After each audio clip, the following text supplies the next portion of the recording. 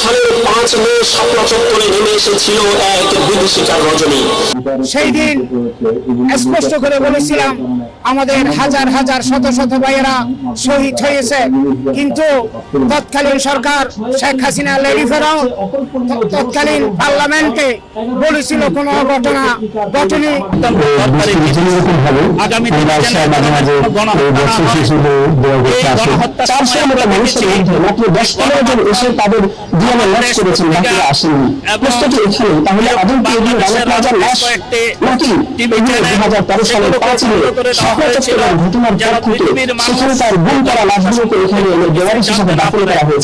আমরা তালিকা দেখতে পাচ্ছি সরকারের থেকে 29 তারিখ পর্যন্ত যে সংখ্যা আমাদের কাছে এখানে রয়েছে অস্বাভাবিক পরিমাণে লাশ এখানে দাখিল করা হয়েছে রানা প্লাজার কথা বলে, অথচ রানা প্লাজার ঘটনার সেই দিনের সাথে ম্যাচ করে তাদের আত্মীয়রা কেউ এখানে লাশ করতে আসেনি।